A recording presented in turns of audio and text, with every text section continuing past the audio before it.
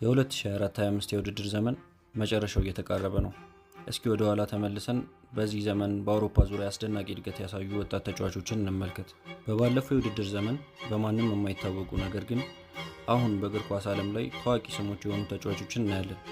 እነዚህ በ24-25 የውድድር ዘመን የታዩ ምርጥ 10 ኮከቦች ናቸው። በማይልስ ሉዊስ ስኬሊን ጀምር።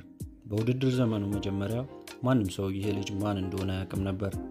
በጣም አዲስ ከመሆኑም የተነሳ በሴፕቴምበር አርሰናል ወደ ኢትሃድ በተጓዘበት ጨዋታ መገባደጃ ላይ ሃላንድ ማን እንደሆነ ጠይቆት ነበር። ታዲያ በፌብሩዋሪው የመልስ ጨዋታ ግብ በማግባትና የኖርዌይን አጥቂ ደስታ አገላለጽ በመፈጸም ለሃላንድ ማን እንደሆነ እንዲያውቅ አድርጓል። ከዛም ጀምሮ ማይልስ ይህን የውድድር ዘመን የራሱ አድርጎታል። በ14 ዓመታት ውስጥ ለአርሰናል በቻምፒየንስ ሊግ ጨዋታ የጀመረ ታናሹ ተጫዋች፣ በእንግሊዝ መጀመሪያ ጨዋታው ግብ ያስቆጠረ ታናሹ ተጫዋች እና በቻምፒየንስ ሊግ ሩብ ፍጻሜ ጨዋታ ሪያል ማድሪድ ላይ ለጎል የተመቸች ኳስ በማቀበል አስተዋጽኦ አድርጓል። በአንድ የውድድር ዘመን ብቻ ይህ 18 ዓመት ልጅ በፍጥነት በዓለም ላይ እያደጉ ካሉ ምርጥ ግራ ተከላካዮችና ፕሪሚየር ሊግ ውስጥ ካሉ ምርጥ ኳስ ተሸካሚዎች አንዱ ሆኗል።